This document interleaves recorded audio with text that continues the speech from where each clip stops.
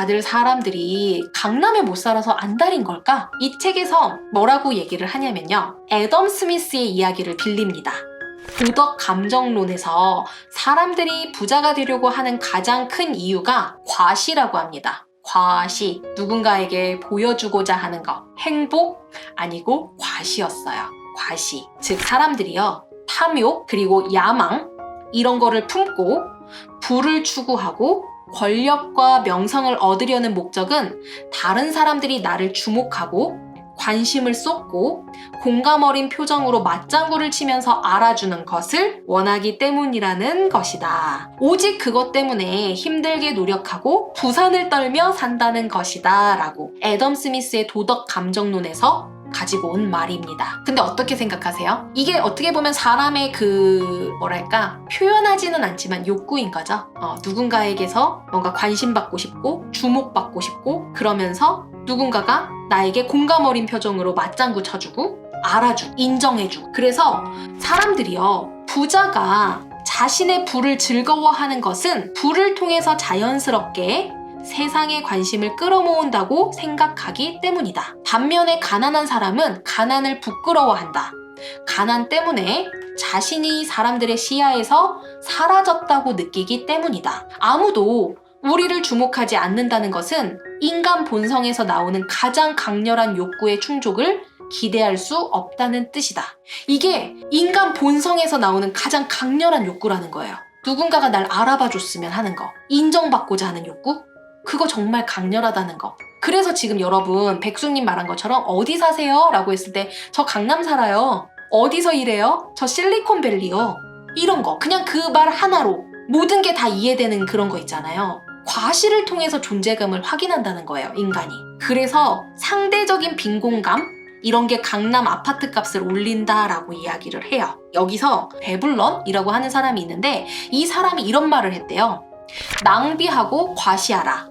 그러면 존경을 받을 것이다. 인간이 과시 소비와 과시 레저를 좋아하는 이유를 단적으로 설명한 건데요. 부자들은요, 벤츠 같은 고급 승용차를 좋아해요. 말로는 공학적인 차이, 기계의 우수성, 이런 거 말하지만 사실 하나도 아는 게 없어요. 그냥 옷도 명품, 과시, 사치 이런 것들.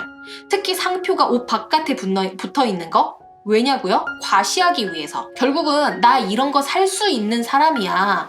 나 이 정도로 살 수 있는 능력이 있는 사람이야. 나 대단하지? 빨리 인정해줘. 알아줘. 이런 거라는 거죠. 그래서 비싸면 비쌀수록 과시 효과가 올라가는 거예요.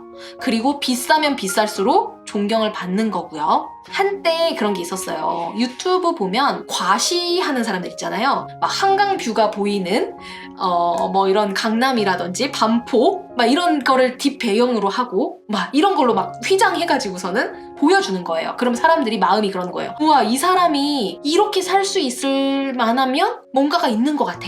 요즘에 SNS, 인스타, 페북 여러 가지가 있잖아요. 아까 제가 말했던 유튜브도 그렇고 블로그도 그렇고 저는 이게 가장 큰 게 인스타인 것 같아요. 제가 주변에서 얘기를 들으면 인스타를 보고 우울해졌다라는 얘기를 진짜 많이 듣거든요.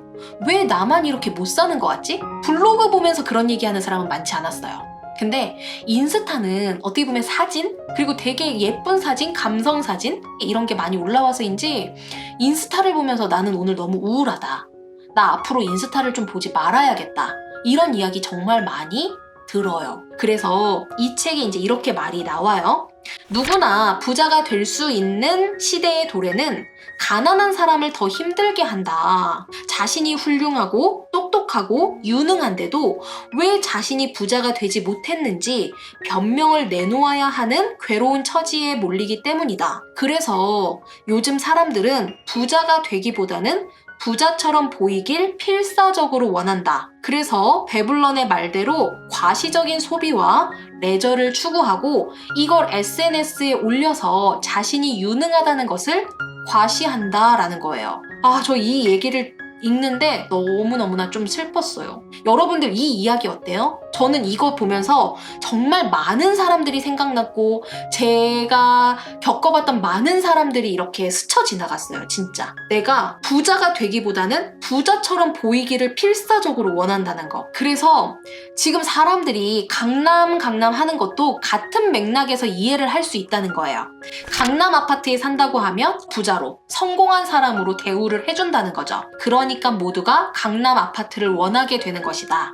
과시를 통해 존재감을 확인하려는 인간의 본능이 사라지지 않는 한 강남 아파트의 열풍은 사라지지 않을 것이다 라는 거예요. 이 부분이 저는 여러 가지 생각을 하게 됐습니다. 오히려 제가 만난 부자들 있잖아요. 부자들은 정말 검소하고 절약하고 그렇게 과시하지 않거든요. 오히려 누군가에게 시기나 질투를 받을까봐 내가 돈이 어느 정도 있는지 뭔가 그런 이야기를 아예 하지 않으세요. 근데 진짜 부자가 아닌 사람들, 돈이 없는 사람일수록 그런 과시하는 데에 돈을 더 많이 씁니다. 한국의 부자는 월급을 모아서 부자가 된 게 아니고 부동산이나 주식이 올라서 부자가 되었다는 거예요. 부자가 되는 비결은 월급에 달려있는 게 아니고 투자에 달려있다라는 거죠.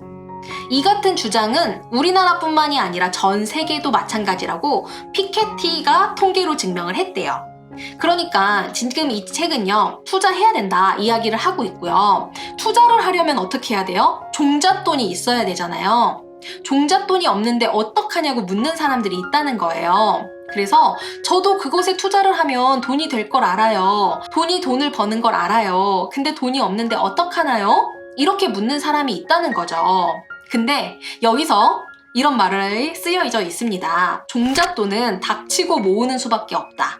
안 먹고 안 입고 안 쓰고 그렇게 해서 죽자 사자 모으는 방법밖에 없다. 인내와 절약이 결국 종잣돈을 모으는 비결이다 라고 합니다. 저는 당연히 이 부분에서도 엄청 많이 공감하는 거죠. 처음 종잣돈 모으는 단계는 사실 투자를 해서 불리는 게 아니에요. 주식으로 뭐 투자를 하든 해서 10%를 더 수익이 나는 것보다 안 쓰면 10% 훨씬 넘게 더 모을 수 있거든요. 종잣돈을 모으는 단계는 그냥 진짜 닥치고 모으는 수밖에 없어요. 근데 이거를 어떻게 하면 좀 더 현명하게 잘할 수 있을까? 이렇게 해봐야 된다는 거죠. 안 먹고 안 입고 안 쓰고 이게 어느 일정 부분에서는 필요한 시기 같아요.